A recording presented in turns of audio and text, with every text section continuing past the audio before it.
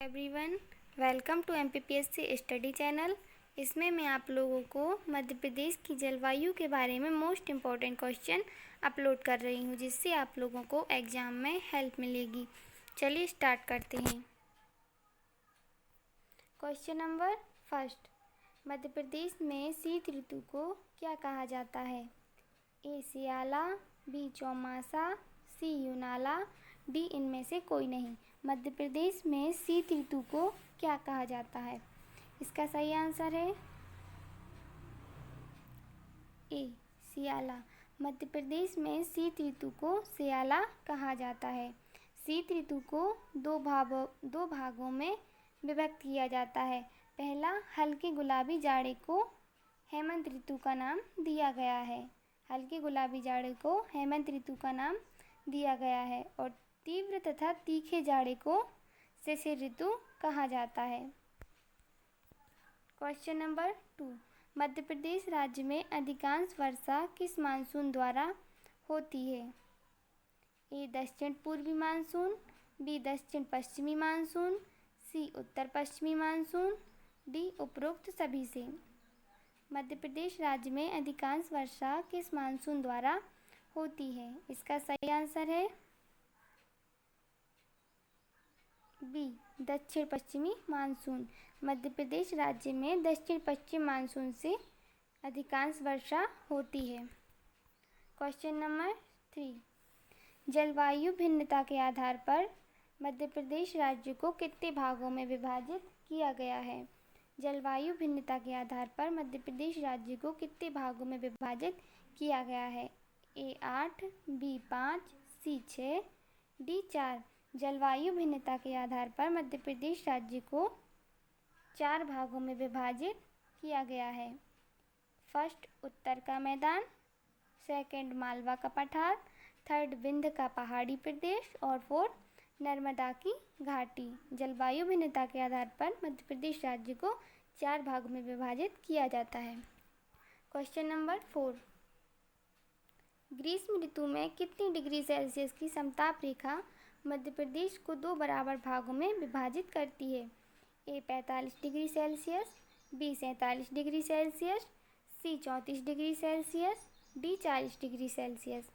ग्रीष्म ऋतु में कितनी डिग्री सेल्सियस की समताप रेखा मध्य प्रदेश को 2 बराबर भागों में विभाजित करती है? इसका सही आंसर है डी 40 डिग्री सेल्सियस। ग्रीष्म ऋतु में 40 डिग्री सेल्सियस समताप रेखा मध्य प्रदेश को 2 बराबर भागों में विभाजित करती है। क्वेश्चन नंबर 5, मध्य प्रदेश में सर्वाधिक वर्षा कहाँ पर होती है? ए शहडोल, बी बालाघाट, सी सीधी, डी पचमढ़ी। मध्य प्रदेश में सर्वाधिक वर्षा कहाँ पर होती है? इसका सही आंसर है डी पचमढ़ी। मध्य प्रदेश में सर्वाधिक वर्षा पचमढ़ी में होती है, 199 centimetre. Option number 6, Madhya Pradesh में सर्वाधिक तापमान किस क्षेत्र में अंकित किया जाता है? ए ग्वालियर, बी गुना, सी बालाघाट, डी विदिशा। मध्य प्रदेश में सर्वाधिक तापमान किस क्षेत्र में अंकित किया जाता है? इसका सही आंसर है डी विदिशा गंज बसोदा। मध्य प्रदेश में सर्वाधिक तापमान विदिशा गंज बसोदा क्षेत्र में अंकित किया जाता है। क्वेश्चन नंबर 7, मध्य प्रदेश के किस क्षेत्र में बंगाल की खाड़ी एवं अरब सागर दोनों मानसून से वर्षा होती है? ए विंध्य पर्वतीय क्षेत्र, बी नर्मदा घाटी क्षेत्र, सी उत्तर का मैदानी क्षेत्र, डी मालवा पठारी क्षेत्र। मध्य प्रदेश के किस क्षेत्र में बंगाल की खाड़ी एवं अरब सागर दोनों मानसूनों से वर्षा होती है? इसका सही आंसर है ए विंध्य पर्वतीय क्षेत्र। विंध्य पर्वतीय क्षेत्र से मध्य प्रदेश में बंगाल की खाड़ी एवं अरब सागर दोनों मानसूनों से वर्षा होती है। क्वेश्चन नंबर 8, मध्य प्रदेश में ऋतु संबंधी आंकड़े एकत्र करने वाली वेधशाला कहाँ है?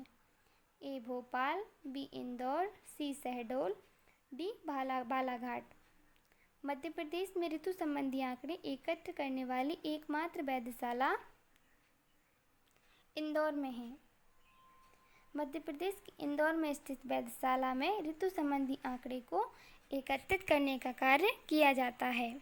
मध्य प्रदेश में ऋतुओं को मुख्यतः 3 वर्गों में विभाजित किया गया है। फर्स्ट ग्रीष्म ऋतु, सेकंड वर्षा ऋतु और 3 शीत ऋतु। क्वेश्चन नंबर 9, मध्य प्रदेश की जलवायु को उष्णकटिबंधीय स्वरूप प्रदान करने में कौन सा कारक प्रमुख रूप से उत्तरदायी है? मध्य प्रदेश की जलवायु को उष्णकटिबंधीय स्वरूप प्रदान करने में कौन सा कारक प्रमुख रूप से उत्तरदायी है? ए कर्क रेखा, बी मकर रेखा, सी दक्षिण पश्चिम से आने वाला मानसून, डी उपरोक्त सभी। इसका सही आंसर है ए कर्क रेखा। मध्य प्रदेश की जलवायु को उष्णकटिबंधीय स्वरूप प्रदान करने के लिए प्रदेश के मध्य से गुजरने वाली कर्क रेखा उत्तरदायी है, जबकि दक्षिण पश्चिम मानसून से प्राप्त होने वाली वर्षा इसे मानसूनी स्वरूप प्रदान करती है। क्वेश्चन नंबर 10, चक्रवातों के कारण मध्य प्रदेश के किस भाग में वर्षा होती है? ए उत्तर पश्चिम, बी पश्चिम दक्षिण, सी उत्तर पूर्व, डी दक्षिण पूर्व। चक्रवातों के कारण मध्य प्रदेश के किस भाग में वर्षा होती है? इसका सही आंसर है ए उत्तर पश्चिम मानसून। क्वेश्चन नंबर 11, किस क्षेत्र की जलवायु को समजलवायु कहा जाता है? ए मालवा का पठार, बी उत्तर का मैदान, सी विंध्याचल का मैदानी भाग, डी नर्मदा की घाटी। किस क्षेत्र की जलवायु को समजलवायु कहा जाता है? इसका सही आंसर है ए मालवा का पठार। मालवा के पठार की जलवायु को समजलवायु कहा जाता है। क्वेश्चन नंबर 12, निम्न में से किस तारीख से सूर्य उत्तरायण होने लगता है? ए 21 मई, बी 23 मार्च, सी 21 सितंबर, डी 21 जून। निम्न में से किस तारीख से सूर्य उत्तरायण होने लगता है? इसका सही आंसर है डी 21 जून को सूर्य उत्तरायण होने लगता है। क्वेश्चन नंबर 30, मध्य प्रदेश में किस महीने की गर्मी को द्वितीय ग्रीष्म ऋतु कहते हैं? ए जुलाई अगस्त, बी सितंबर अक्टूबर, सी अगस्त सितंबर, डी अक्टूबर नवंबर। इसका सही आंसर है सितंबर से अक्टूबर। मध्य प्रदेश में गर्मी को द्वितीय ग्रीष्म ऋतु कहते हैं सितंबर अक्टूबर। क्वेश्चन नंबर 40, मध्य प्रदेश में रतलाम, नीमच किस प्रकार की वर्षा वाले क्षेत्र हैं? ए औसत वर्षा वाले, बी निम्न वर्षा वाले, सी अधिक वर्षा वाले क्षेत्र, डी इनमें से कोई नहीं।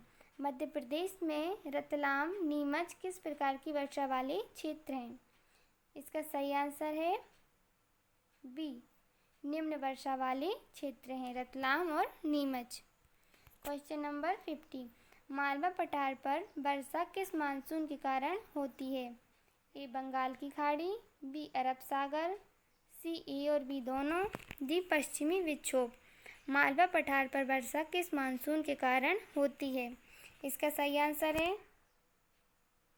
बी अरब सागर। क्वेश्चन नंबर 60, निम्न में से किस तारीख से सूर्य दक्षिणायन होने लगता है? ए 21 मार्च, बी 23 सितंबर, सी 21 मई, डी 23 जून। किस तारीख से सूर्य दक्षिणायन होने लगता है? इसका सही आंसर है बी 23 सितंबर से सूर्य दक्षिणायन होने लगता है। क्वेश्चन नंबर 70, शीत ऋतु में मध्य प्रदेश के उत्तर पश्चिमी भागों में पश्चिमी विक्षोभ से होने वाली वर्षा किस तरह की कृषि के लिए लाभदायक है? ए रबी की कृषि, बी खरीफ की कृषि, सी जायद की कृषि, डी इनमें से कोई नहीं। शीत ऋतु में मध्य प्रदेश के उत्तर पश्चिम भागों में पश्चिमी विक्षोभ से होने वाली वर्षा किस तरह की कृषि के लिए लाभदायक है? इसका सही आंसर है ए, रबी की कृषि के लिए लाभदायक है। क्वेश्चन नंबर 80, मध्य प्रदेश का कौन सा क्षेत्र निम्न वर्षा वाले क्षेत्र के अंतर्गत आता है? ए, उत्तरी क्षेत्र, बी, पूर्वी क्षेत्र, सी, पश्चिमी क्षेत्र, डी, उत्तर पूर्वी क्षेत्र। मध्य प्रदेश का कौन सा क्षेत्र निम्न वर्षा वाले क्षेत्र के अंतर्गत आता है? इसका सही आंसर है सी, पश्चिमी क्षेत्र। मध्य प्रदेश का पश्चिमी क्षेत्र निम्न वर्षा वाले क्षेत्र के अंतर्गत आता है।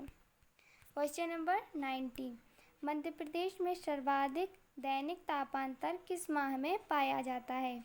ए, मार्च, बी, अप्रैल, सी, मई, डी, जून। मध्य प्रदेश में सर्वाधिक दैनिक तापांतर किस माह में पाया जाता है? इसका सही आंसर है ए, मार्च। क्वेश्चन नंबर 20, मालवा के पठार किस प्रकार की जलवायु पाई जाती है? ए, मानसूनी, बी, शुष्क महाद्वीपीय, सी, समजलवायु, डी, उपरोक्त में से कोई नहीं। मालवा के पठार पर किस प्रकार की जलवायु पाई जाती है? इसका सही आंसर है बी, शुष्क महाद्वीपीय। मालवा के पठार पर शुष्क महाद्वीपीय जलवायु पाई जाती है। Okay friends.